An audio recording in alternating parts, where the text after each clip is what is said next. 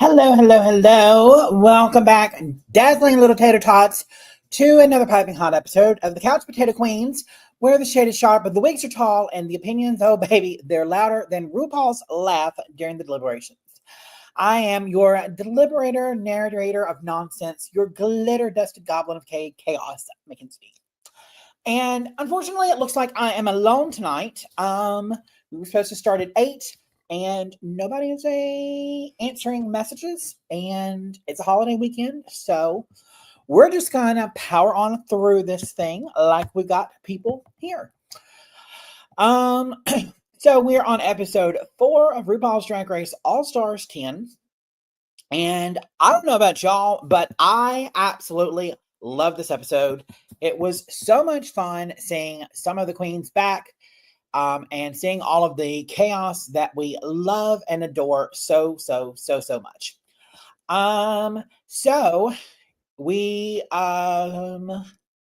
yeah, y'all, every time I see RuPaul and Michelle Visage looking like, I don't even know who, like two guys who are fixing to do an NFL or an NBA roast, it's just hilarious. Loving little mustaches. It's so cute. Then T.S. Madison looking fine. Look at her titties sitting up. She's giving us the forecast for the episode. And we get on into bracket 2. Y'all, let's give a round of applause to Tina Burner. Tina Burner, for once, showed up in silver. She showed up in something other than her famous orange, pink, whatever. I loved it. I thought she looked good. Love this outfit on her. Very polished from what we remember seeing her on her original season. Next up is Miss Kerri Colby. Mama, love this look. She looks gorgeous as always. You can't clock anything about this look. Just my opinion. Moving on along to our next one, Miss Nicole Paige Brooks from Atlanta, Georgia. Y'all, look. I think I said this when Mia and Dakota did the previews on these looks before, but I am not loving the makeup on her. This makeup on her for this look.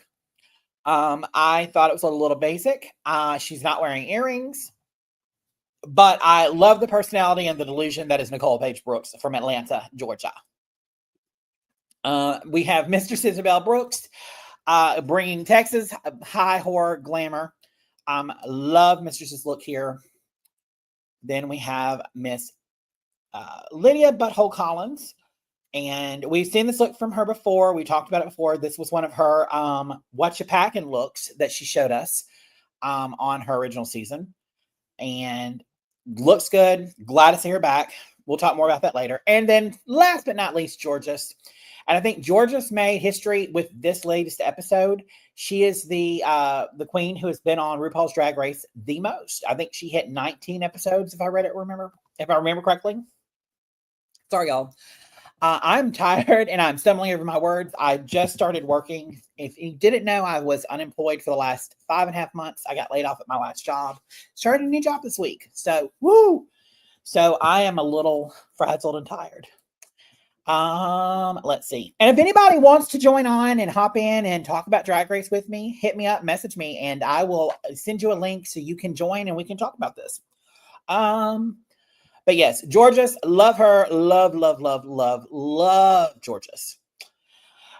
We find out with this episode that it's going to be an 8-ball challenge. And booty bumps are not allowed. I about died laughing. I was listening to this at work, had my headphones in, and when RuPaul said that, I literally spit Coke out of my mouth onto my screen because I did not expect that to come. But of course, we know that whoever wins the next 3 challenge or the top from the next 3 episodes will move forward into the semifinals with the group from group 1 and then the group from group 3. Girls enter the workroom. We see their pink jumpsuits here. I'm just going to call shade here. I don't believe that is Mistress's size, but I mean, girl, whatever. And we see the girls entering the workroom all together. Again, they all look great. Lydia is like, I'm home. I'm back. She's rolling all over the floor. She's up into the tables. Jorgeous is giving her a side eye, but nobody was giving a side eye as much as Miss Kerri Colby. Miss Kerri Colby was like, girl, what? What the? She's like dogs all over the floor, rolling around. Loved seeing the girls interacting with each other. And spoiler alert, if you've not watched it, sorry, alliance alert. It looks like the Texas girls are forming an alliance. We've got Kerri Colby, Mistress here, and Jorgeous talking about their Texas girls and trying to work out an alliance. We also see Tina Burner and we see Lydia Butthole Collins talking and calling out the other girls trying to get an alliance. And Nicole Paige Brooks, Nicole Paige Brooks was over at her station and she was sorting her clothes and getting everything set up. So I wonder if this is going to be a preview for what we see in future episodes when Nicole just kind of let it out, which is something that we've talked about with some of these earlier season queens. They don't seem to be quite as used to the new format of drag, I'll say, as what some of the newer queens are. And I think, Nicole even, hinted around to that, like, when I was here, this was just like an office, it wasn't a big room. Joseph Collins said, how the fuck did Nicole Paige Brooks end up with the narrator / main character edit? Bitch, I don't fucking know. I was asking myself the same thing. But I mean, we've got to admit, Nicole Paige Brooks is fucking funny. Like, that bitch is funny. So, I mean, I was there for it. Joseph, you need to jump in and help me read these queens because I'm flying solo tonight. Please. Let's see. There we go. Here the pit crew come in and they're bringing the queens their 8 balls. Where can I send you the link at? What do you have? Instagram? Do you have Facebook? Do you have X?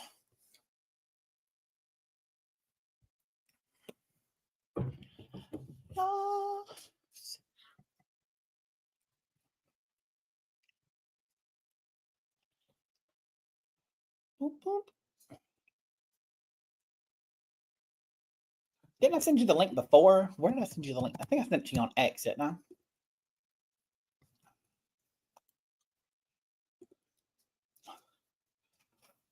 Y'all bear with me a second. Oh, there it is.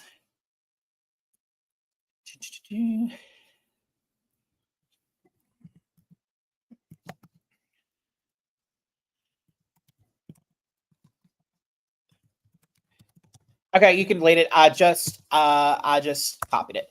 And I am emailing you the link as we speak.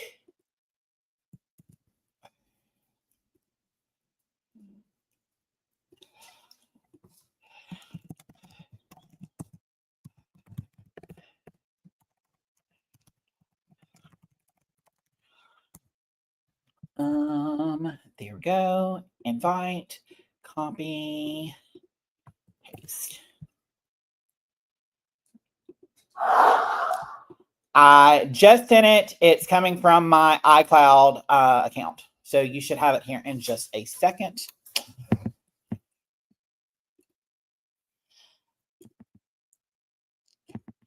All right.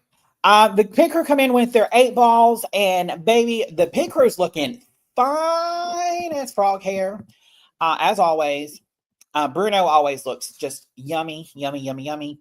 I'm wondering where Bryce is, because Bryce, that's my baby daddy. But yeah, so the queens each have to pick. The queens each have to pick an 8 ball, and once they pick an 8 ball, they're gonna open up that 8 ball, and they're gonna pull out the contents, and they have to. There's 8 things in the 8 ball. They have to use all 8 things, and they're going to count to make sure that they used all 8 things. I would have been screaming and rolling over dead and like, no, ma'am. That would have been crazy. But there were some interesting things in there. Everyone's getting some fabric. Some people are getting some tassels. Some people are getting some fringe. Tina Burner, I believe, got a lampshade. Yeah, so let me ask y'all, anybody, what would your favorite item have been? What would have been an item that you would have wanted? What would have been an item that you do not want? Joseph, did you get the email? And you may need to check your spam folder.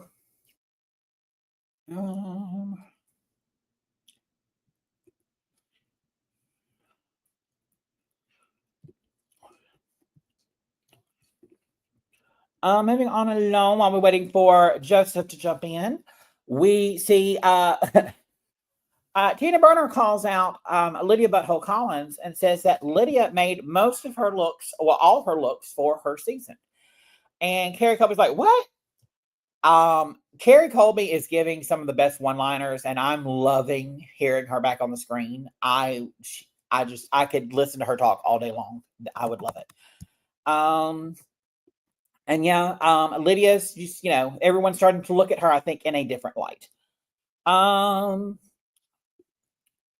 Then RuPaul comes in, and RuPaul is doing her rounds with every single contestant, and she gets Jorgeous up there, and all of the queens start looking at Jorgeous in a different light because of the fact that RuPaul cannot quit cackling, laughing. RuPaul Charles loves him some fucking Jorgeous. And we can see that by how he was reacting with her. But I want to say, you know, he also was doing that with Lydia and a couple of other people, but no one more so than with Jorgeous. We'll try to wait for Joseph here for just a second, y'all. So I hope everybody is going to have a safe holiday weekend.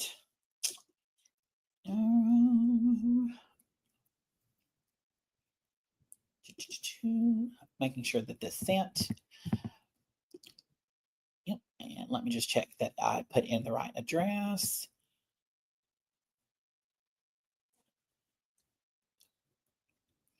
I did.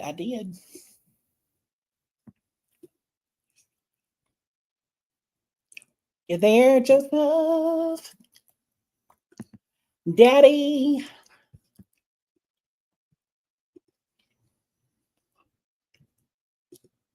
Oh.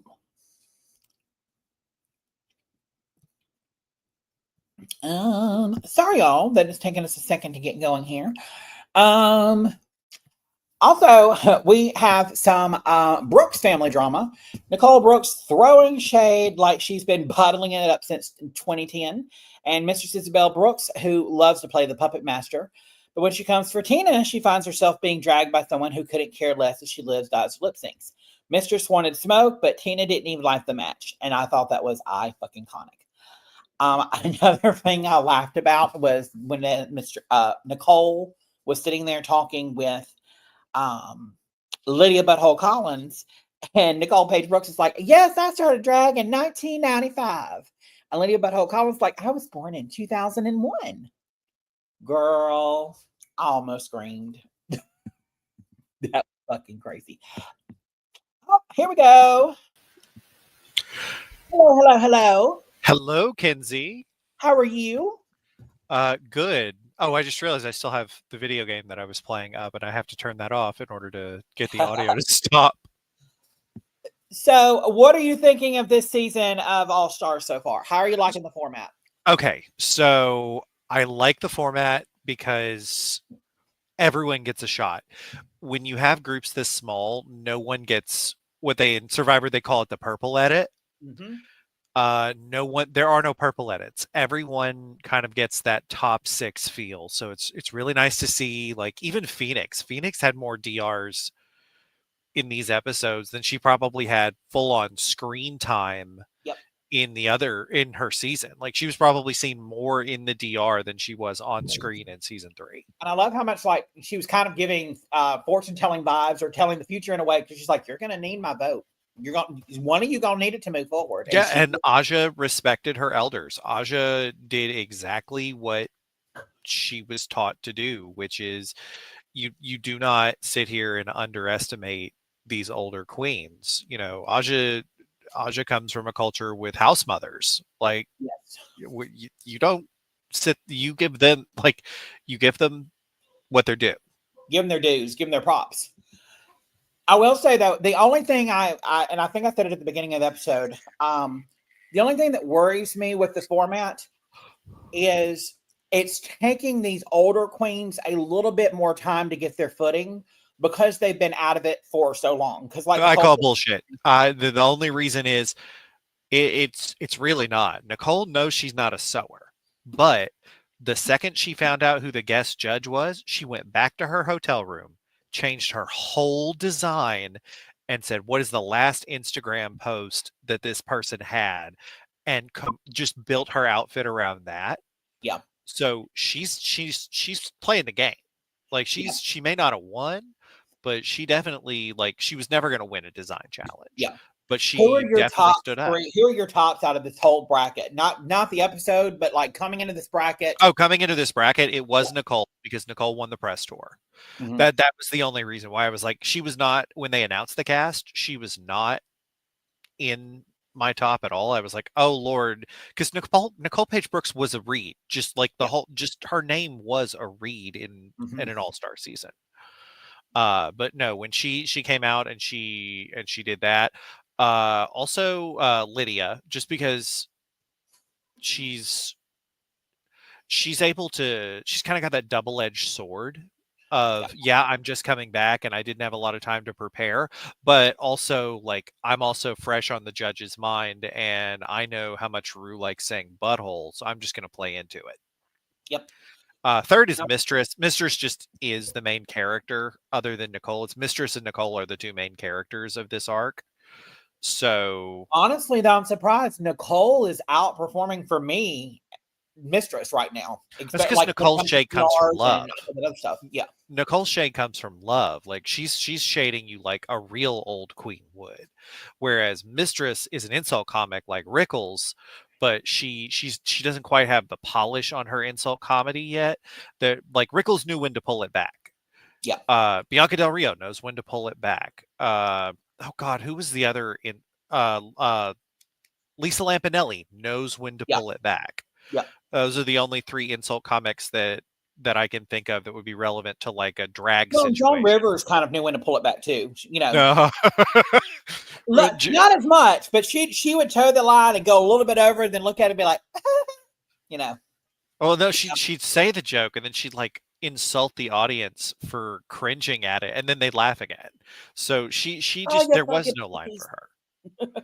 She called Bridget Nielsen the C word, and that caused a huge uproar. And the only thing it did was damage Bridget's career. It never damaged Jones. Joan Crawford. Joan was like fucking Teflon. Everything just bounced off of her. She didn't give two flying shits, and just nothing would stick to her. It's just like, I've had 30 years in this goddamn business.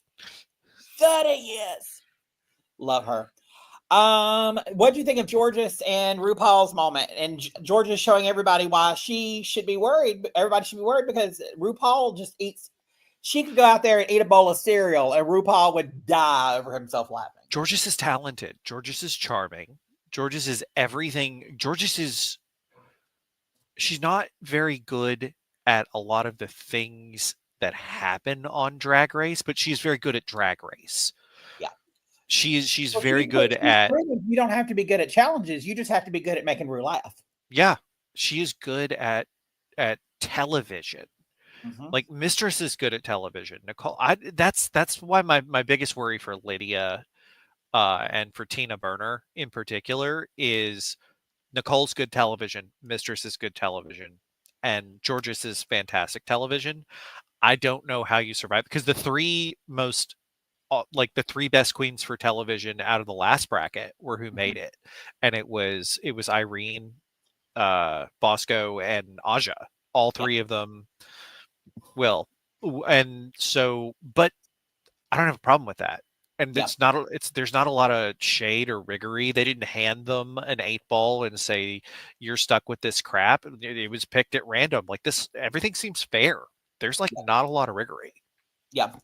Yeah, I like that too, that it was just, a random, it wasn't assigned. I prefer those types of challenges because there's not as much bullshit going on behind the scenes. And I wouldn't be worried about an alliance forming like you were talking about earlier, Well, because Mistress will turn heel on that alliance like that just to make good television, and she'll go right to Nicole and say, "Oh, well, we're going to do the Brooks thing now when Nicole needs a star," just to keep it close so that Mistress can make good television, because that's what and she I could see does. Mistress telling all of the girls, I'm going to do this, I'm going to do this. And then at the last minute, switching it up so she can get more, badges or something. Like she's going to pull some bullshit and some shenanigans. Yeah. Guaranteed. Yeah. And she's Mistress. it's Mistress. Like, her goal is to be a heel. Like, I grew up on wrestling. Like at what point does she have a face turn? That's going to be when she can win a season, is when Mistress can have a face turn. Like, Bianca was a hateful bitch, but that was just the act. She was still very professional, and she still helped out her whole cast. Mistress And is she really took under her wing Adore. Yeah, Adore Delano. And Trinity Yeah. too. Oh yeah. But she, honestly, she was really good with all of them. But Adore, she, come on, hog body, but then would turn around and give her a corset or do things to help her. So yeah, that's what made us fall in love with her so much. So let's move on to the main stage. What in the holy Stepford Wives is RuPaul wearing? Like, where is her neck? She looked like she's like cramped up and she's like arthritic, and she almost looks like oh god, what she almost looks like Uncle Fester. Like Uncle Fester in a wig. You can't be doing this to me. She is giving Uncle Fester with that. But then again, like, I've never seen RuPaul without something that doesn't like really accentuate her neck. Even when she did the face Keenie thing, it like really just brought home the fact that that is one long, tall, and gorgeous man. And then what the fuck is on top of Michelle Visage's head? It looks like a merkin. Girl, I'm not looking for either of their looks tonight, but some people might, and if that's you, then great. But T.S. Madison, on the other hand, looked fucking gorgeous. Oh God, yes. So did our guest judge, who I did not write down her name. Do you remember her name? I can't. Bridget. I can't. Bridget Hoffer-Lockenbagen. Guest judge. Suzanne Barsh. How did we forget Suzanne Barsh? Yes. Like, yes. We're gonna have to take our cards back. I know. She hers is kooky in a good way. I liked her look. I thought she was fun. I enjoyed her as a guest judge. I think Rue really, like, Rue's kind of going back to her roots. Like, she had Betsy Johnson on last season. She's got Suzanne Barsh. Like, she knows that the 80s are coming back, which means, unfortunately, brown is coming back. People think of the color in the 80s. There wasn't no color. Everything was brown. Like, you would get these lovely standouts like Suzanne Barsh and Betsy Johnson and such, who were just pops of color, but because she knows that's what we're about to need. So, question: between all four of the judges, how many 8 balls do you think they've consumed? Well, we know that, like, Rue, before she got sober, was like queen of the 8 ball. Michelle was in the ballroom scene, and she's from Jersey, so who knows? I'm mad that Dakota wasn't able to make it for this episode, because this is the episode I wanted to pick on her on, because I'm sure she has no idea what an 8 ball is, and I'm sure she has no idea what a booty bump is. Like, I was going to rag on her so hard. Did you see the other day at the NBA Finals game? They were doing like the cams, like the they have like the kiss cam and the they were just like doing like it was a dance cam or something, and they just focused in on this guy, and he was like sprinkling it on his ring finger, and just like did a bump like right there in front of like Oh, I did see that. 50 million people. That shit was. Oh, before we move on to this one, let me ask you your opinion on this, because I was going to bring it up. People probably can't read this on their screen, but oh dear God, May 20th will apology. be a day that lives in infamy. If anybody doesn't know, Ariete, who was on last season of RuPaul's Drag Race, who said Anya Nerve had bad breath and all the other things, has accused Irene the alien of being a pedophile and a racist and a whole bunch of other things. And then she made this apology post. Good evening on Tuesday, despite my best efforts, blah, blah, blah, blah, blah. To remain composed and rise above the gossip, I allowed a moment of anger and weakness to override my better judgment and an instinctive attempt to protect myself. I reacted to speculation that stemmed from comments made by Irene. I deeply regret responding impulsively and acknowledged what I said, particularly the insinuations I made caused harm. Let's stop there. Let's unpack just a little bit of that, because this is a lot of shit. As far as I allowed a moment of weakness to override my better in an instinctive attempt to protect myself. Protect yourself from what? She never actually came out and said anything. She said, "You don't fuck with my character, my money, or my man." And those are the only three things. She did not specify. She did not give details. She just said there is not an existing relationship there, their professional or friendship. Like, she didn't want to wade into the pettiness, but she also didn't want like to be tagged with her every time that some shit happened. She could have been petty, and she could have given details, but she did not. She didn't, and so it's not a you launched the nukes first. You don't get to say that you're protecting yourself. Like you threw the first punch. Han shot first. Yep. And so the next section, after a conversation with Irene herself, we decided a public statement was necessary. I want to take full responsibility for the language I used, including the words prepubescent and racist. And they were intended as exaggerations. I now understand that they were not only inappropriate, but also deeply hurtful and unnecessary. I'm truly sorry for any of the pain, my discomfort, my words may have caused. What the fuck?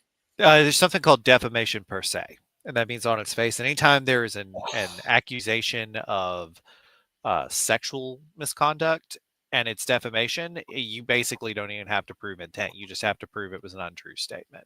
She is covering her ass. She's got a lawyer in her ear telling her, get the fuck out of here. And if I was Irene, I would sue the fuck out of this bitch. Irene's not going to. Irene is on a television show right now, and Irene is making good TV, and all this is doing, if she sued her, then it would just like shut the whole thing down. Or RuPaul's Drag Race could sue because she's on a television show, and if she's making accusations like that are untrue, no one's gonna sue anyone, because this is just good content. Like, this just makes the television better. Like, now people are gonna go back and watch last season and go, oh, what a, like, they're gonna like look at it completely differently now, because we were all rooting for Ariete all the way up until she left that message. Yep. We were all like, get better, please. Don't ever be in a diaper again, though. Like, ever. And then after she left that message, people, said what they had to say. I even had things to say about it. Then they come back for the Lollapalooza SmackDown. They have the apology on air. So everyone's like, okay, she apologized. Okay, she was the bigger person. But now you turn around and less than, 2 months later, you pull this shit? I mean, come on, girl. She is speed running the end of her career. Yep. The next part, I hope people can understand that very human instinct to defend oneself and perhaps even relate to the experience of making mistakes in an emotionally charged moment. Many of you may remember a similar misstep I made during the roast. I hoped I'd grown from that experience, but clearly I still have work to do. In this recent situation, I momentarily lost sight of that growth. Girl. I recognize that I have rehab. But it's not even the, and you see here that she didn't even bring up the other situation with Anya Nerve. It wasn't the roast. It was the misstep I made during the roast. The thing you did after the roast is you went and wrote that message on the mirror. So there was two incidents. I recognize that I have a tendency to react emotionally, and I want to be transparent in sharing that I'm actively seeking support through talk therapy and anger management. I'm committed to learning better tools for handling difficult situations with grace and care. How about you just shut the fuck up? All you had to do was not. It cost you $0 at zero time and effort not to be a dick. Yep. To Irene the Alien and the wider LGBTQIA plus community, I offer my sincerest apologies. In a time when our community already faces immense external pressure and hostility, it's even more important that we show up for each other with respect and compassion. And I take full accountability for my actions, and I'm committed to doing better. Thank you for reading and holding me accountable. Sincerely and with humility, Arietti. I do look forward to her She Devil by Night comeback and her winning All Stars 16 or some shit. Because Trinity pulled not the same. Definitely, like, Trinity was just being petty when she was on Reddit Yeah. saying this shit. Like, she was just like, fuck you. Like, and rightfully so. Like, they were, like, Drag Race fans are terrible people. But Arietti, I don't know if she's, it's this, she's gonna make a comeback, but she's not had a full like Sharon Needles or anything. But here's the thing. To me, if she doesn't fix it, and if this is all just bullshit, and she's just saying it to save face, something else is going to happen, and then it's going to get to a point where she just gets canceled, or people just throw her away, completely. But like as a promoter, if you are a promoter right now and you are looking to hire someone to come in for Pride in June, would you be willing to book Arietti right now and bring her in? I wouldn't. That would depend. So it's, do I want the clicks? Do I want visibility on my Pride? Yeah, I might. Just because people will show up just to film it. But I wouldn't book her as like the grand marshal or anything, but I might book her for a gig. Like, but she wouldn't have a headline, that's for sure. Well, and if she did, she wouldn't have a microphone. She wouldn't have, there would be like, yeah. It would be, you go on, you do your number, and you fucking leave.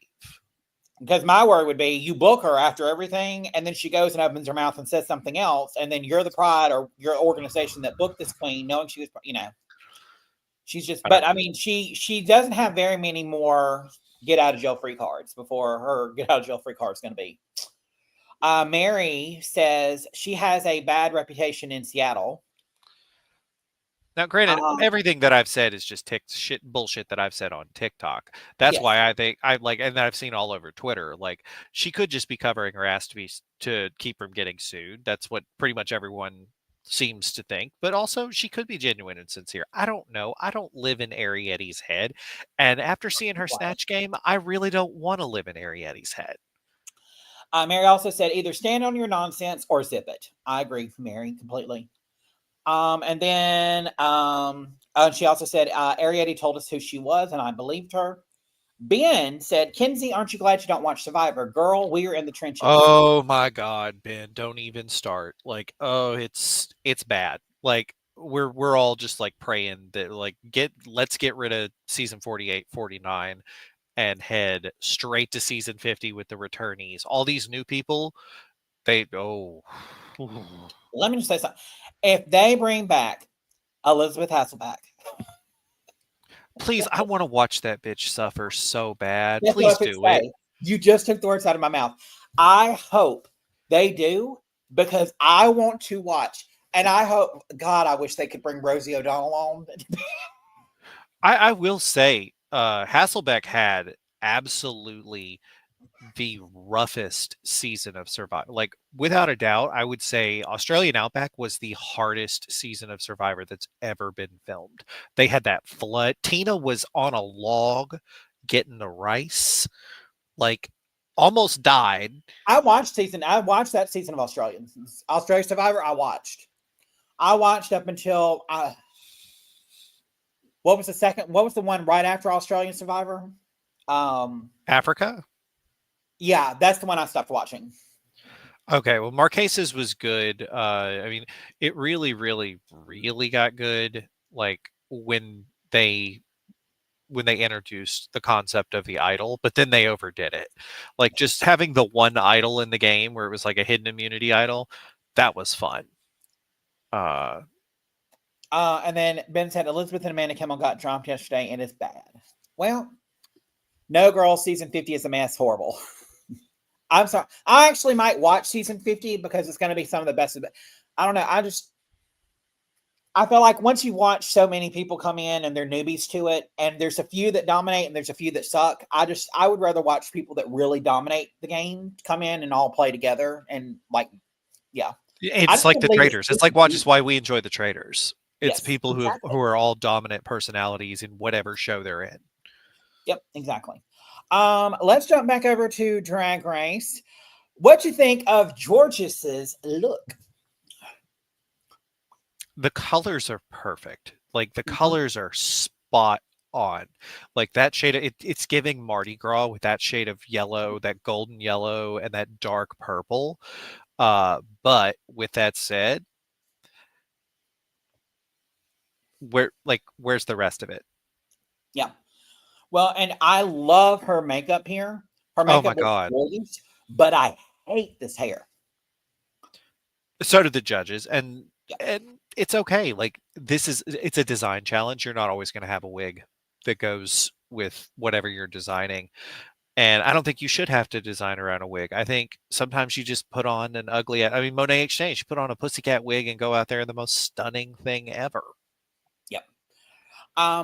I'll say for like Jorgeous, this is okay. But it's like, it's what I would expect from Jorgeous. It's not something that I'm just really wowed by. Like, it's okay for her. Something that I've started to notice ever since Susie got the critique for it. So, did you notice in the opening episode, Michelle straight up stole Susie Toots' blush, like in the opening episode, and I guess these queens just aren't afraid of blush anymore, and I'm glad. Like they don't look like they look like drag queens.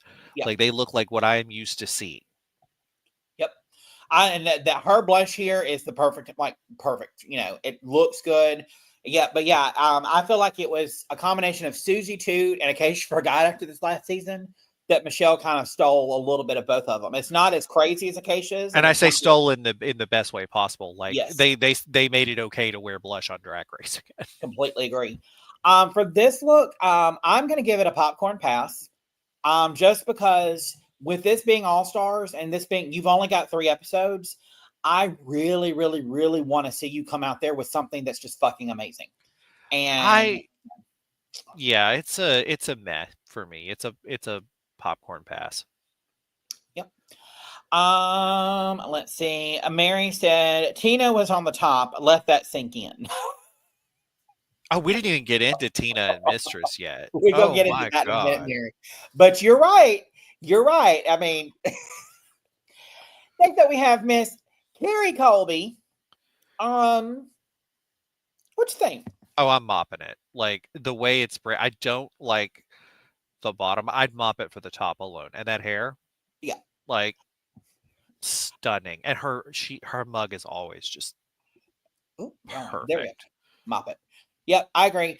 I am going to say that I would mop it as well, just for the hair and the top alone. I'm like you. I hated the bottom of it, but I do see that she worked really hard and her tits looked fucking amazing in that. Mary said it was awful and that she hated it. But yeah, it was, again, if it wasn't for the top, I would have hated it. But the top and the hair just.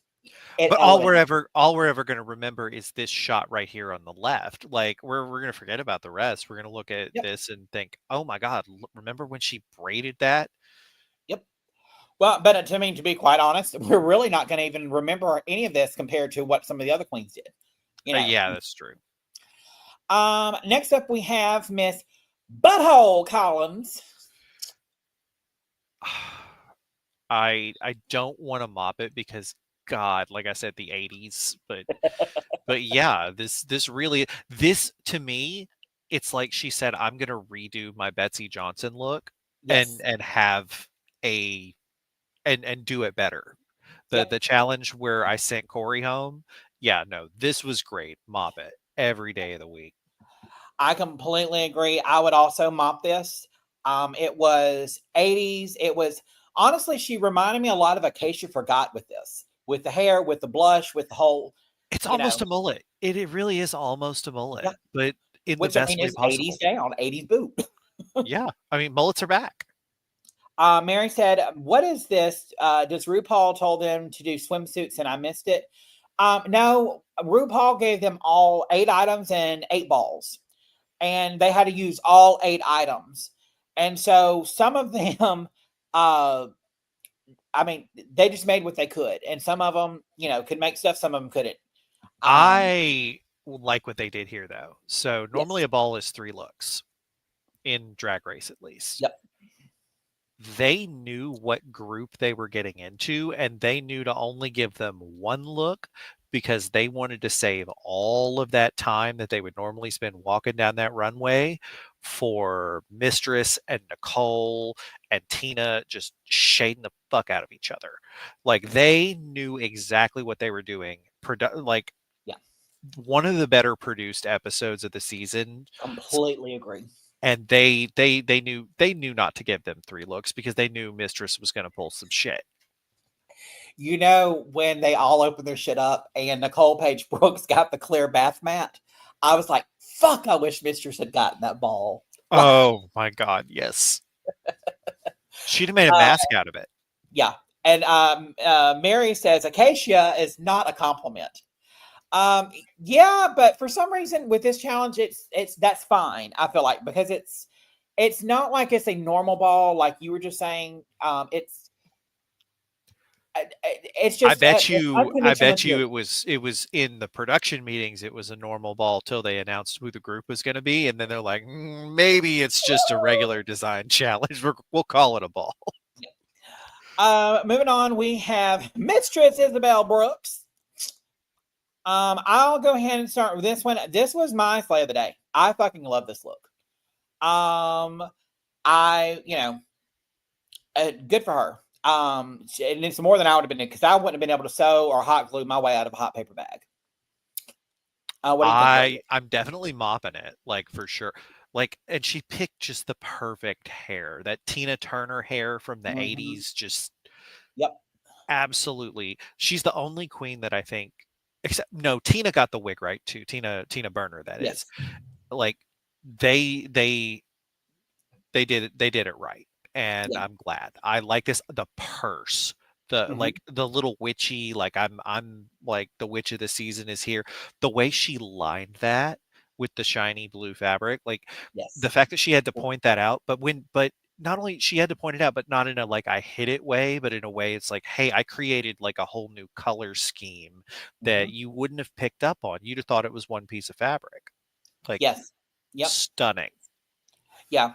And I love, especially with her coming in and, that's why I love her is yes, she can be messy. Yes, she can be a bitch, but she backs her shit up with pulling out looks and things like this. And I love that. And she's rocking them divine eyebrows almost. They're like Yes. her eyebrows are high tonight. And it's because like what I find notes. funny about this whole season is this was filmed. So this group bracket was filmed like June, maybe May of last year. They were the last ones to film. Yeah. Then they came back in and they filmed the semifinals in November or December, if I'm not mistaken. So when we see her come back for the semifinals, we're going to see a completely different Mistress. And I'm happy about that for her because she's done such a great job with her weight loss journey. Well, you assume that she's coming back. Well, of course she's coming back. Mistress, she's going to go through. Like, Mistress is an auto pass because, like, why would they not? Like, she's going to win at least 2 challenges here.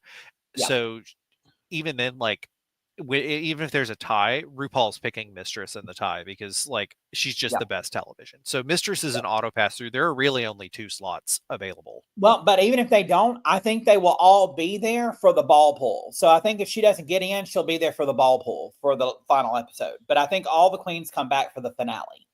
So at least we'll get to see her in her skinny era. Yeah, they've started doing it like they do on the UK, where they that way everyone gets to show off their final eleganza look instead of just no one getting that, which is great. I think that every season should have been doing that the whole time, and they've been doing that since UK 1. Mary said Mistress was mad, and I was mad for her that she was not on the top. Yeah. But I mean, it's also, better to be up there than not. But I agree. I would be mad if I only got 1 badge instead of 2 or 3. But she got 0. But we yeah, we'll find out what she gets. But yeah, if everybody said, I honestly feel like with all of the queens that did not make it to the top, I feel like they're all going to do the pass it around like the first group did on the first episode. And on the first episode. Yeah. Yeah. I feel like that first one, they're all going to be nice and give each other a badge. And then the shady shit will start. That's just my guess, though. Yeah, because Mistress has to have a heel turn. Like, she's already she's got to have like a worse heel turn. Like, she's already a heel. But there has to be, you have to make Mistress more irredeemable as a character. Because that's all she is, by the way. I don't think the person... like the man behind the wig is like this. I think she knows exactly what she's doing, so she's gonna wait for her moment to shine. And it's all about her brand, Mistress. Mistress Mondays. She's just trying to get more subscribers, make more. Her show is legendary. Oh yes, love it, love it, love it, love it. She's like, oh well, let's just call them, and she'll just like call people and like, hey, you got beef? When she called Tanisha, I was like, Tanisha, girl. Mary said, but RuPaul doesn't love Mistress like she loves Lily or Jorgeous, so I'm scared for her. I think RuPaul loves her because RuPaul was laughing at some Mistress stuff too. You know what RuPaul loves more than Mistress or more than Lydia or Jorgeous? Money. And Mistress keeps those eyeballs on that television set. Exactly. And honestly, all the girls in this bracket really do. I mean, there's not one queen that I was not excited for out of this bracket. For real. And the last bracket was the talent stacked bracket. This is the entertainment stacked bracket. Yeah. And I don't what the next one, I guess, is going to be like the rose. Yeah, it's gonna the next one was going to be the next bracket's going to be like the fashion bracket, I guess, because you've got Acid Betty in there. The fashion and the hard hitter bracket, like the those hard are the ones that hitters. hit grand slams. Yeah, in my opinion. So let's see, we have next on stage Nicole Paige Brooks from Atlanta, Georgia. What'd you think of Nicole? I'd mop it, honestly. Like, and this is not because I'm a Nicole stan. I think she had one of the more clever uses of it. I think the fact that she made not 1 boa, but 2 boas. She had a little reveal, which only one other person had. And she just looks damn good in a swimsuit. I wouldn't mop it for me because I couldn't look like that. But when I'm like 50 or whatever, no, she's probably only like 43 or 44. But when I'm that age, 50 or 52. 52, yeah. She's Hold 50. RuPaul's Drag Race All Stars 10. Wikipedia. Nicole Paige Brooks is 50 years old. When I'm 50, she's the oldest on this entire cast. I want to look like that at 50. Yeah, same. I'm 5 years away, so yeah. Yeah, I'm 33. Like but bitch, yeah, you got a while to go.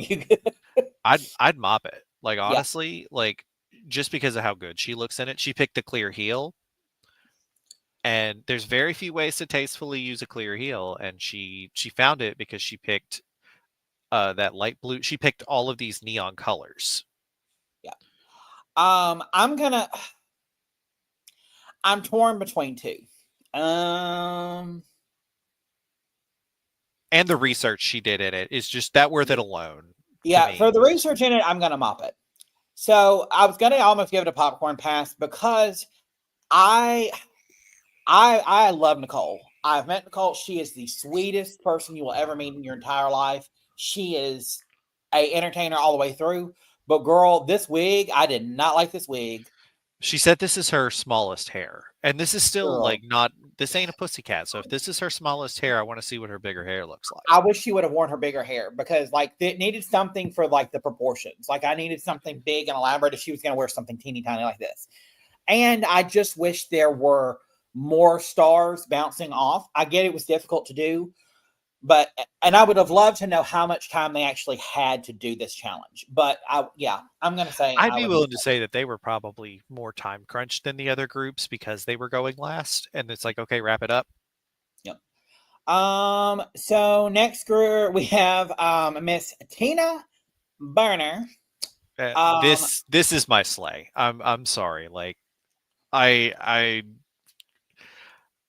the cigarette case. She built a cigarette case. She Yeah. really had 2 full functional outfits there. Like either of the, I would take just this if this was not a jacket and this was just if she wouldn't have had the zipper there and she just had this as a dress. Mm-hmm. It would still be a fantastic outfit. But then she opens it up and it's like coat check. Yep. And that's the thing. I didn't care for what was underneath, especially the pants. It was just my personal taste. That's the only reason it's not a sleigh for me. For me, it is completely a moppet. But I really wish that she would have just kept this and worn like a cunty little fucking heel and had a Did you bare leg and notice? then just stuck her leg out like Angelina Jolie at the Oscars that time, just like leg it. Did you see she made them earrings? Like Yeah. that lampshade? I didn't realize it because I saw that lampshade and immediately I went, someone's going to make earrings out of them. And she did. And Mm-hmm. she managed to match the earrings to the outfit. Yep. And somehow still ended up in her color scheme, but only because that was the 8 ball she picked, unfortunately. Like Yeah. it did box her into the gold, red, and yellow, or red and Yep. orange, but And I love, and I like this challenge more than most of the challenges they've done recently because, I mean, they made them use every single piece. I love that they made them count them out on stage. Like, yeah, this was a fun challenge. Whoever, producers that watch, because I know y'all watch our podcast. I know you do. Good job. Good job. Next up we have, so who were your top 2? I would not have. Tina was number 1 by far, like by a country mile. Tina Burner took the challenge, like just on skill and execution alone. But I disagree. I would have put Mistress on the top. But I completely agree. it was almost a coin flip. Like Lydia, it felt like a redemption after her previous 2 design challenges. So it feels right to have Lydia in the top for this after the design challenges she had last season. And I like it better that Lydia's in the top. Yep. But I think that probably if I hadn't known that, I would have totally picked Mistress. Yep. But I think it's appropriate to have Lydia in the top, and I'm okay with it. McGuire, thank you. Good luck with your new job, sister. I appreciate it. Thank you. And then Mary said Tina and then Mistress. Yep, I agree with you both. Tina and Mistress should have been in the top. I mean, I'm not mad that Butthole made it there because, I mean, I felt like she did a good job. But, yeah, totally agree. We find out that it is actually Tina Burner and Miss Lydia Butthole Collins who are in the top 2. And they are going to be lip syncing to Love Sensation. What do you think of the song and the lip sync? I think it was a setup for Lydia to win. Honestly, you're not going to beat Lydia on any song from this era. Like, nope. I completely agree. Prove that with the Kiss Me Deadly lip sync. Like, I don't think you'll beat Lydia in a lip sync period. Like, I think if these girls, like, the only person that has beaten Lydia at a lip sync is herself with them damn scissors. She would, if she'd have just waddled in that dress, she'd have sent, not Lux home. She would have sent,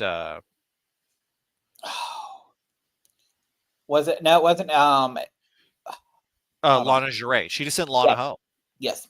She'd have sent Lana home for sure. Like, I bet you she won't come out on that stage with no scissors again. No. Or she'll do it in a gag way. It'll be like a big pair of scissors, Yeah. then she'd still probably win it because she'd be using a giant pair of scissors like you cut a ribbon with. Yeah. Mary says they want Mistress on the shenanigans of giving points. And yeah, Mary said llama. Yeah. Yeah, I agree. I felt like it was set up, especially after that first lip sync, that Lydia did, which is why I fell in love with her. Because I was not expecting her to come out and lip sync the way that she did. And then she came out there and was just like, pretty much, I fucking RuPaul. I forgot the name, which song it was, but it was her first lip sync. Boogie Wonderland. Yes. So after that, yeah, completely. This was this was her song. Yeah, and yeah, you can see Lydia's blush here a little bit better. This is why I'm saying okay, she forgot, because girl. It's okay now. It's okay Yeah. to do blush again. I'm so glad these women are allowed to be drag queens finally. Well, and I prefer that to like Tina Burner's look, because I mean Tina looks good, but it's just you can't tell where her cheeks are really. Yeah, Tina is painted for Hollywood. Lydia is painted for that bar. Yep. And like she knows what Rue's looking for. She knows who the guest judge is. Like she's good at making Rue laugh, and she's also good at playing to the judges panel. Just like when you go to a pageant, Yep. there is no cash prize for winning Miss Congeniality. You play to them judges every single time. A lot of people say, especially with this makeup, these lights are hitting. So yeah, Tina looks good, but on a stage, she's going to look like a ghost, honestly, especially with stage lighting. Because if none of you have been to a drag bar, 9 times out of 10, they don't have a bunch of lights like this. It's dark as fuck. And you're painting for people to be able to see in the back of the room. And Butthole's going to win it. I mean, she's, we do find out that Butthole has won the lip sync. I think we both agree. Oh yeah, like it was a murder. Like, Yeah. and Tina is a good performer. Tina was in a boy band. Like, Tina's not a bad performer at all. Tina's actually very good at Drag Race. She made top 7. Like, yeah, she's known for the crunchy makeup that she did on Rosé, but like she's also like probably I think like a 6 shows a week worker in New York. She is a workhorse. Yep. We find out that next week we're gonna have and I forgot who's the queen. Chaperone. It's Chaperone. Chaperone will be a guest judge next week, and they're going to be having the rap and roast. Nicole Paige Brooks will win that challenge. I'm sorry, she's from Atlanta. Like, I don't know if you've ever heard of Atlanta or met anyone from Atlanta. Like she will win this challenge. I think she's going to be good, but I mean, we've got to remember that we have Lydia, who just come off from winning her roast. And we have Mistress there who, and Tina Burner's also good at roasting. Do you really think Rap God when you think Lydia Butthole Collins? I didn't think she would win the roast on her season. I didn't either, but yeah, no, she could surprise me. But can she make it rhyme is the thing. Can she make her jokes rhyme? I think Mistress can make her jokes rhyme. I think Nicole can. I think Kerri Colby can. Also, Kerri Colby has an advantage in the next challenge. Her drag sister is there. True. Yeah. Because Sasha Colby is Chaperone's drag daughter. Yep.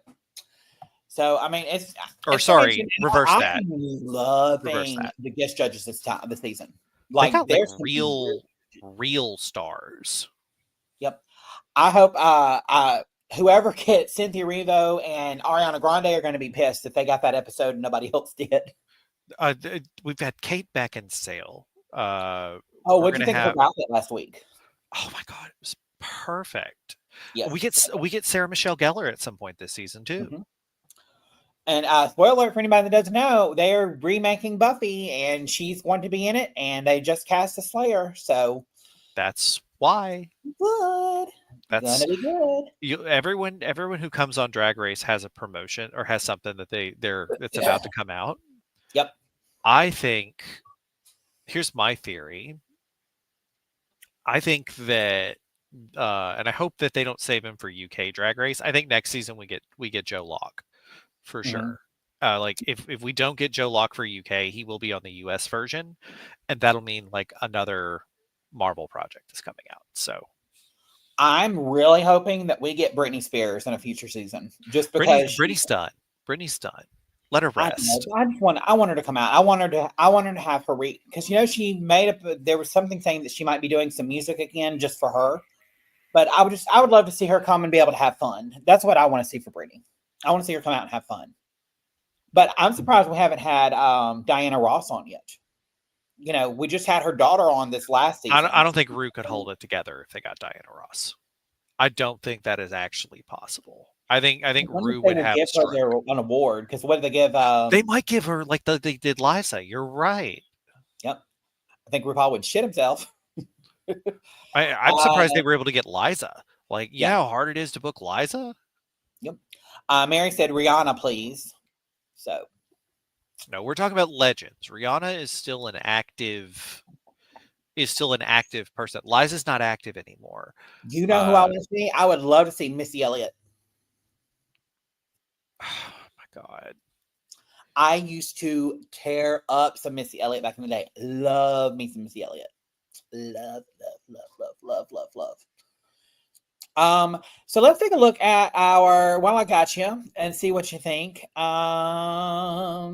Y'all each have one from each bracket, don't you? Oh no, this is where you split off and y'all picked up a couple more from. Let's see. Let me pull up our. Where did I put it? While you're pulling that up, they designed these brackets so that you would have certain archetypes of queens and you'd have a good balance. So you've got your stunt queens like Irene and Aja and Bosco. And then you've got your narrator queens, like your main characters right here in the middle. So, Kerri Colby, Nicole Paige Brooks, Mistress. And then you've got your fashion queens who are going to bring it to the runway in the next bracket. So this is pretty stacked. So what do you think of Tsunami's bracket?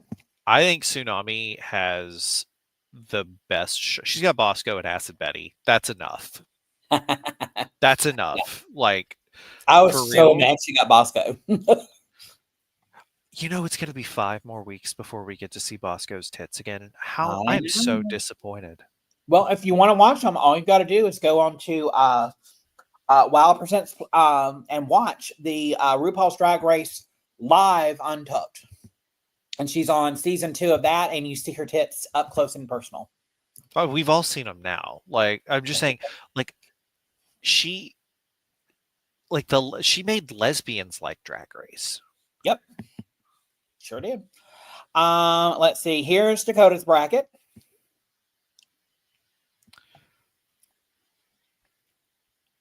Dakota, you in danger, girl. And here's my bracket.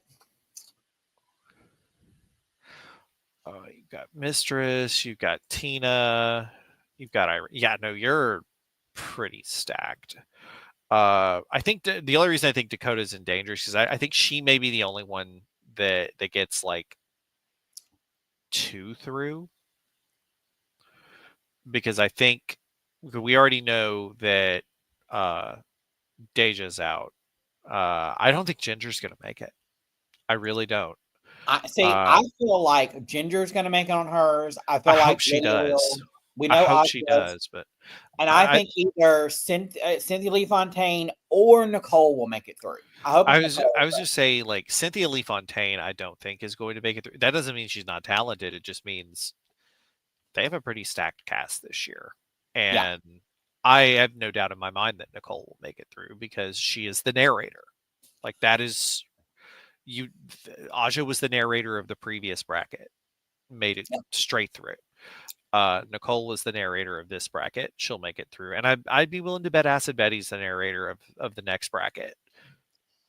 See, I feel like we've got maybe Tsunami. I feel like we'll have either 2 or 3. Because we know Bosco's there, obviously, and I feel like Jorgeous will make it.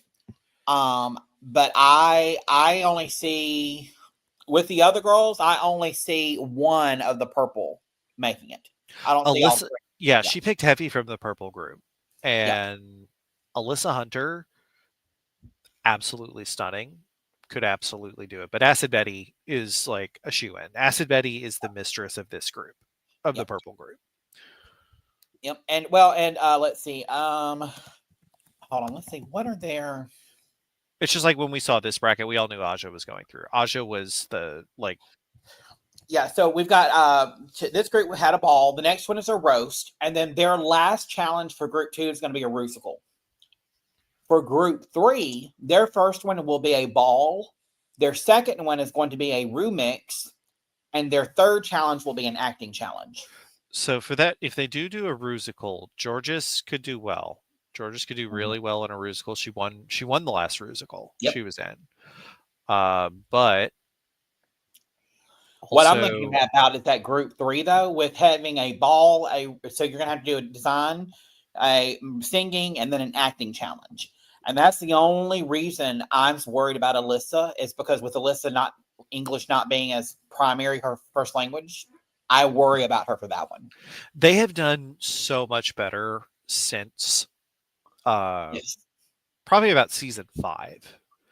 Season 5 is when they started to like maybe give a little bit more help to the Puerto Rican queens. Like throw them a bone. Like don't sit there and pick them apart and give them a ton of lies. Give them a role that they'll slay in. Now, every once in a while, yes, do you end up like them still bombing in these challenges? Yes, you get opulence, like classic moment.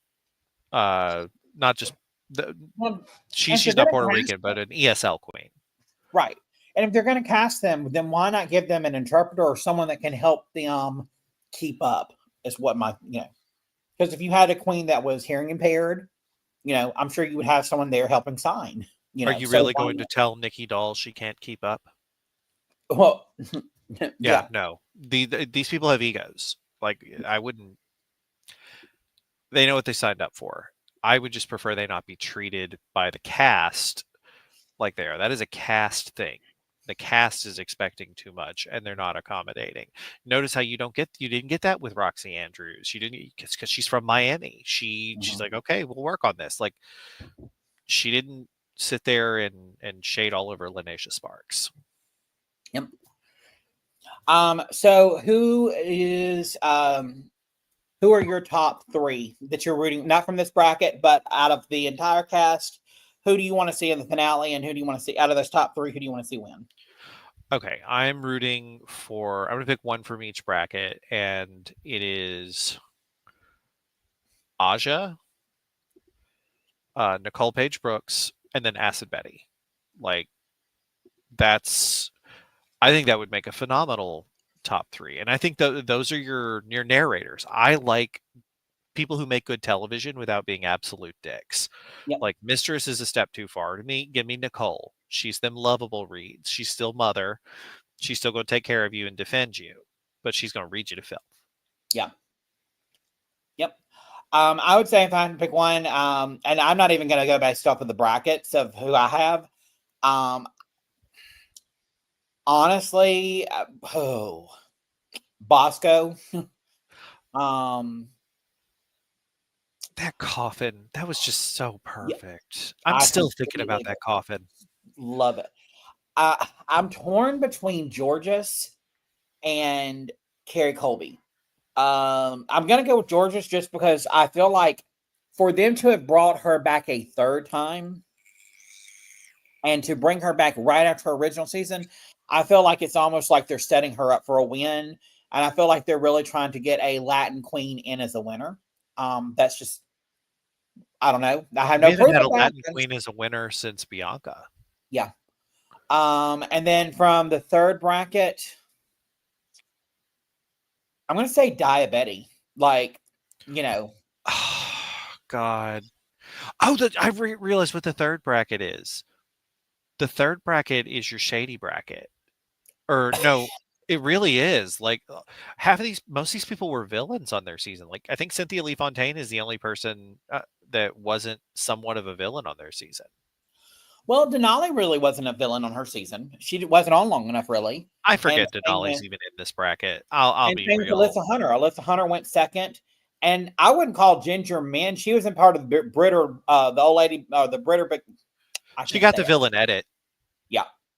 But yeah, I would say Ginger, Daya, and Acid would probably be villains of their season. And Cynthia she was cuckoo. Yeah, I literally forgot about the whole right half of that screen. Like I would that's say how the stacked this second group cast is more is. shady group. Yeah, the second group is all shade. Like you've got Yeah. Mistress. Like there's enough shade between Mistress and Nicole, and a little bit from Tina to just carry that whole group. You know, we were talking about the fashion group earlier. I almost feel like the first group was the fashion group because Is that what it was supposed to be? Yeah, it's Bosco, and Irene, Bosco, yeah. Aja. Yeah, and And then even though Olivia. Phoenix didn't make it through, Olivia had some good looks, but Phoenix, I love some of Phoenix's. Like I didn't like the one with the breastplate showing, but I like the look. I just didn't like the breastplate showing. But I mean, she had some really good looks, and you know, I cannot wait to see what Nicole and what Cynthia Lee Fontaine and all these queens from like seasons before 10. yeah, Like all of it, Acid Betty, like queens we have not seen in ages. Queen, like yeah. I want a pork chop. Bring pork chop back. It's been 9 years since Cynthia Lee Fontaine was on. Mm-hmm. 9 years. Yeah, season 17. Yep. It's last time she was on was season 9. Yep. Shit. I mean, yeah, and I want pork chop to come back because I would love to see pork chop come at it again. And honestly, I would love a pork chop season.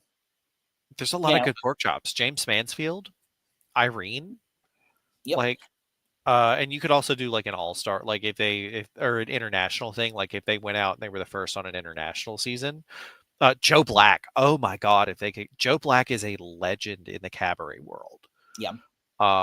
Like Mary says, not Vanjie, please. Come on, I like Miss Vanjie. Vanjie's no longer a pork chop though. She made top 5, and she also made top 4 of All Stars last year. I'm sorry, after Vanjie came out on her last season of All Stars, and I mean, well, I guess last season because she was on last season, wasn't she? Yeah. She's got high, but she's polished. Mama, she banked on that Miss Vanjie shit.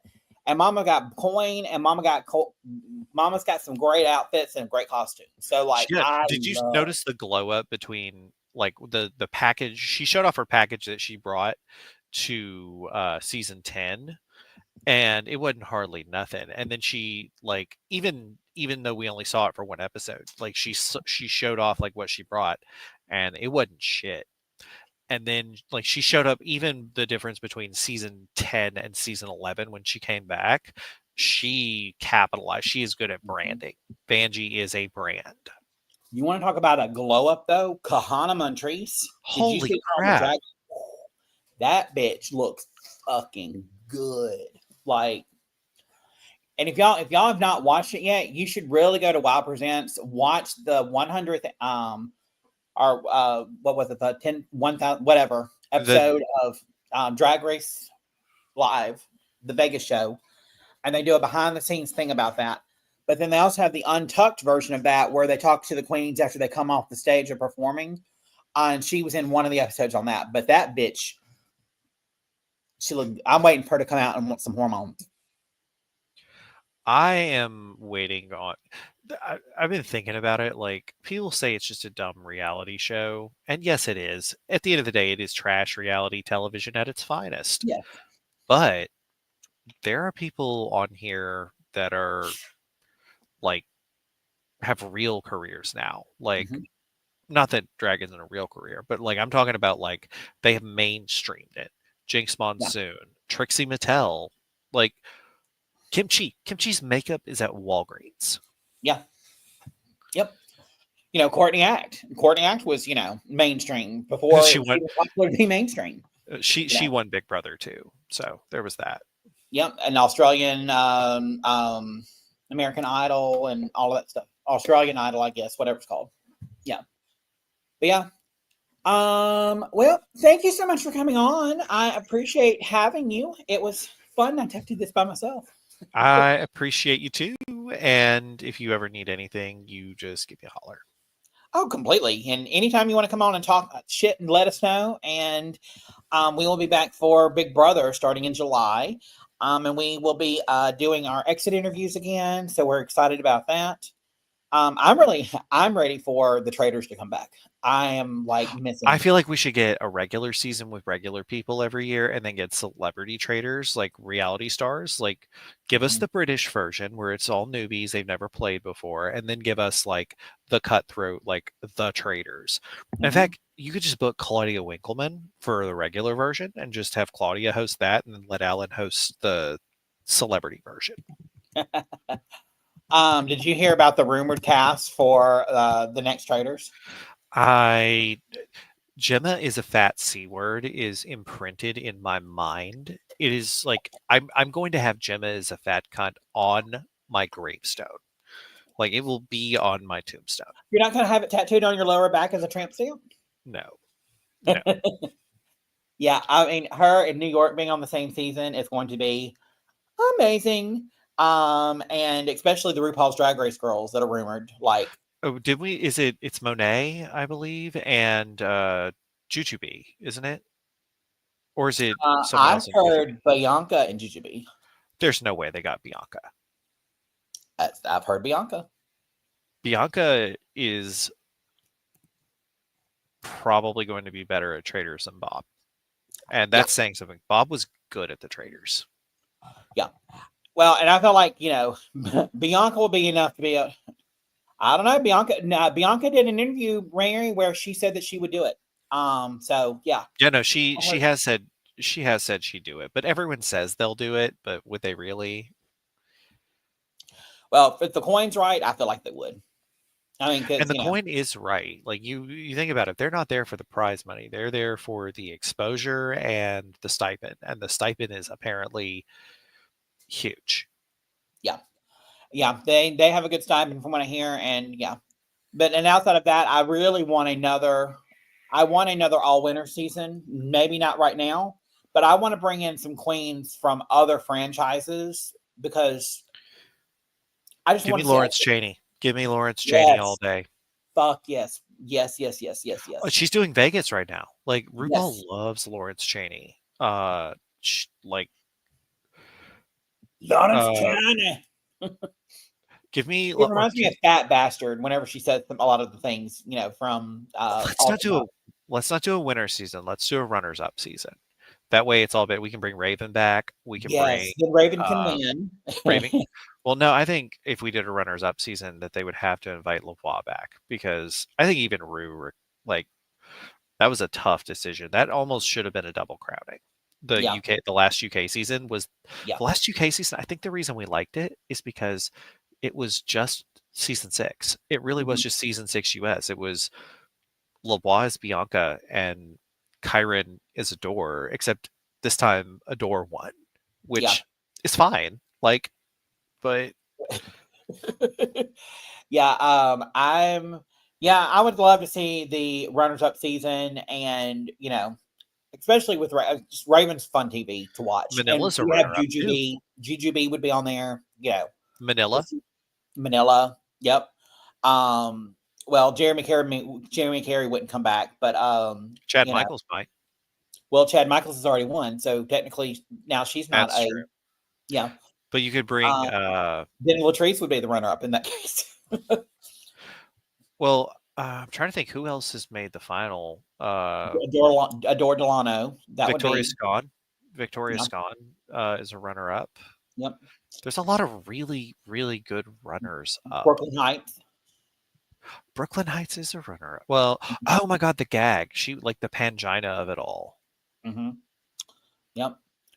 Yeah. I mean, we've got so many good queens. But I mean, I feel like we will probably have a better chance of getting more queens to come back if they keep it how they've got it right now, because they're guaranteed at least 3 good episodes and they're not having to spend as much to come and do a full season. Like if I was doing it, I would want to do this because Jessica Wilde is kicking herself right now. Oh yeah. Because I feel like they should have done a better job explaining it to her, because Jessica Wilde would have been so great to have on the same bracket with Nicole Paige Brooks. They're doing TikToks together.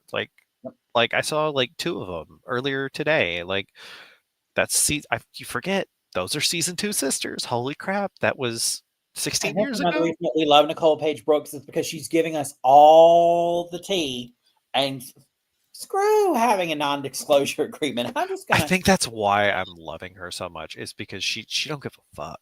She's like, there's this heterosexual out I there. just want to know what happened with Maddie Morphosis that they pulled and said, Maddie, you can't be on the like. Was I really think it just was a casting mismatch. It was okay. Well, we're doing this bracket. Is Maddie really going to fit in a? Do you really want to put Mistress in a bracket with Maddie? No, yes, but we do want to put Mistress in a bracket with Tina Burner, and we do want to put Mistress in a bracket with Nicole. yeah, And I think that was the 3 that this bracket was built around. The Mistress and Tina were always going to be in the same bracket because Mistress, for absolutely no reason, just loves shading the fuck out of random Drag Race people that she's never met. yeah. That's an interesting thought. Like out of the brackets that we have here, who do you think doesn't fit in their bracket? Anybody? Lydia in this one, but that's just because we know Lydia was the fill-in. Yeah, I think the first bracket was actually built around Olivia and Aja. That was the starting point for the bracket was these 2 will be paired together and then everyone else will fill in based on the dynamic.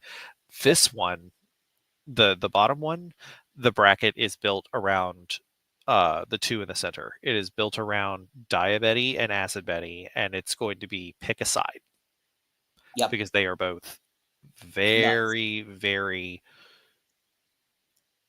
they're opinionated people. yeah. And honestly, I really feel like the middle, the second group is really it's Kerri and Jorgeous. I believe is who it was built around. I think they put Mistress in for flavor, but and I feel like they thought everybody else would compliment. But I And like, Mistress was going to go wherever Tina was going to go. So yeah, yeah, completely, yeah, because they want that chaos between the two. And I love how we have, bless her heart, Lydia going up and asking Mistress basically to be her drag daughter, and Tina's like, "Do you really want that? Have you thought about it?" I think it was a joke because Mistress always like did this. I think at first it was a joke. It was like, hey, like Mistress, because Mistress likes to adopt kids. And it was like more of a joke. But then Mistress was like, no, I've seen you in the roast. Yeah, no, this could be a thing. Mary says, I feel Bosco and Irene are similar on their skills. And she said, maybe I would swap Denali and Irene. No, I wanted to see Irene right off the bat. Yeah. Irene needed to prove herself. And I think by being in the first group, you get Irene, like right out the gate, you get a pork chop going, anyone can win this. This is it kind of sets the tone of this is anyone's game. Well, and that makes us want to root for. Well, we wanted to root for anyway because after her season being the first or being the pork chop of her season, she came on and she's one of the first queens to post every single runway look on Instagram as it happened. She went And home first and had more followers than some of the queens that went home well into the season by and the her end of it. looks were so much better than half of the queens that went, that stayed and were there longer than her. Like, pisses me off. But yeah, You I'm just have a bad night. Sometimes it is luck of the draw and you just have a bad night well, and you go home first. Look at James Mansfield. James yes, Mansfield went home first and and it's hilarious and it's so good. hilarious and can style a wig like no one's. Her hair is always like Immaculate. through the roof. Yep. Well, no, I think that's why we've got, and again, hers was the first season where someone went home in the first episode out of the last 5. And I think we just need to quit sending queens home on the first episode. Honey, it's been Let them 8 years. stay. It's been 8 years. It's not 5. Like we're old now. Yeah, James Mansfield was on season 9.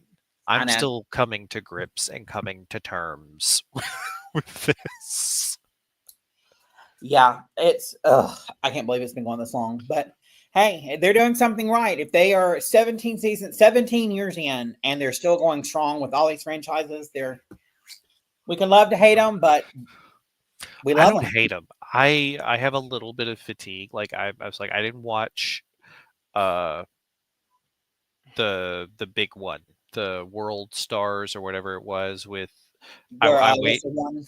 Yeah, no, I had to wait for that. I was like, okay, I'll wait Did you finally watch two, it? 3 weeks. Oh yeah, I binge watched the crap out of it. Alyssa, people were crapping on it like, oh, Alyssa won because she's Alyssa. Yeah, exactly. And she would like, did you see her runways?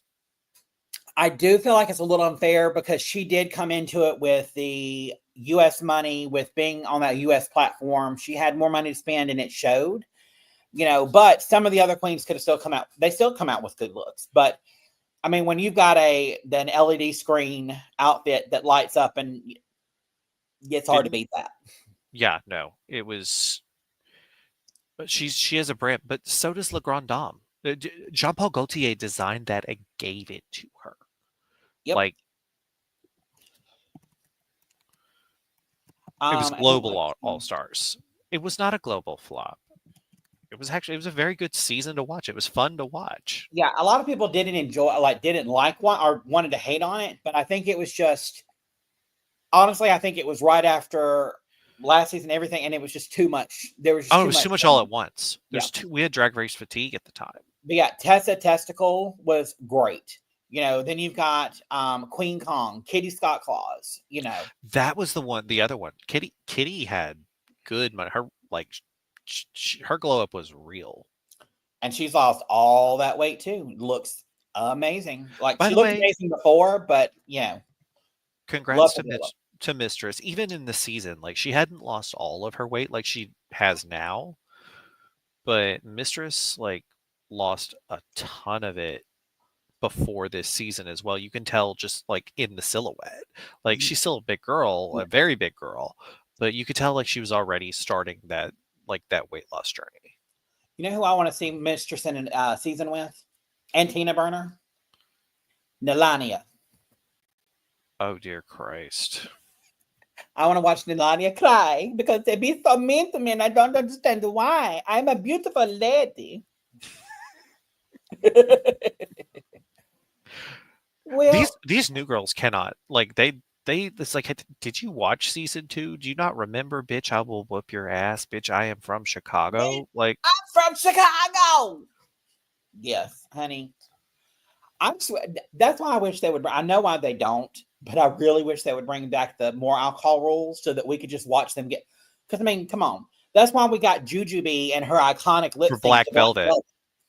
Yeah, because she was sloppy fucking drunk. It was also there was another one where they just like walked in and they chugged, like one of them just like chugged everyone's drinks and said, "Let me at it," and then won their lip sync. Yep. I can't remember who, but yeah, like, and someone who's performed before, that's what you go, you drink. If you've done a number and you're hot, you down a shot or drinks, and then you're by the next number, you're fucking wasted because you're so hot, it goes and absorbs right into your bloodstream. And then you go out there and you're like, woo, I'm feeling it. Yeah, no, one of the best things you can do is like if you don't have $1 and you like if you go to a drag bar and you forgot to bring your dollar bills, don't go to the ATM, go to the bartender and say, I'd send a shot to the what's your favorite shot? Or what's your favorite shot? Fireball. One of the local queens here, it's take this cup, and it's like a styrofoam Sonic cup, and she just goes like, tell her that she knows what to do, and that's a good show. Yeah, like once a week, her show, always good. Yep. Well, we appreciate you coming on. Anytime you would like to come on, we would love to have you. And y'all make sure to follow the Couch Potato Queens. We're on Facebook. That's where I post mostly. I run the Facebook page. We also have a Twitter, Couch Potato QWNZ, Instagram. And make sure to subscribe to our channel here. Like, comment, share, let your friends know, let your mama know. Well, you might not want to let your mama know she's gonna clutch your pearls because I have a mouth. And keep an eye out because we have a website coming soon, www.couchpotatoqueens.com. And keep your eyes out. We have a production meeting coming up soon, and we have new things planned for the new season of Big Brother. Anything you would like to add, Joey? No, just shout out to all the queens who aren't here right now. Like, I know y'all are busy and I get that work's real and it's about to get more real. Like as the economy goes to shit, we all get busier. Every work gets more hectic. So I understand. We love you guys, all of y'all. And, with that, to what you said, we're in a world right now where things are crazy. Political things are crazy. But, even though he likes to think of himself as a king, he is not. He can only be in there for, 3.5 years now. And honestly, that's if it doesn't happen. change, yes. But if you want to see things change, you need to register to vote. Midterm elections are coming up next November. Not this November, but the next. Vote in those. Vote blue. Make change happen so that he does not have control. That's how we're going to get things back. And then get him out. But don't give up hope. Don't go and off yourself because you feel it's hopeless. If you feel like that, get some help. Message me, message somebody, reach out to somebody because you are cared about. You are loved. We love you guys as our viewers. And we know it's hard. But as the old queen, I'm going to say the cliche thing, back in my day, but literally, like I've been there. I've gone through depression. I've gone through all of it. And it's so cliche to say, but it does get better. And there is light at the end of the tunnel. You just have to keep on pushing. Absolutely. And if you forget how to vote, like I'm sure if you're a Drag Race fan, there's next year they're going to be waving them little signs at the end of every episode, vote.gov. Like, just remember, do it. Please. We need you to vote. Even if you don't believe in it, even if you don't think it's good, just vote. Please vote. Please. I love you long time. We love you guys. We will see you back here next week for episode 5 of RuPaul's Drag Race All Stars 10.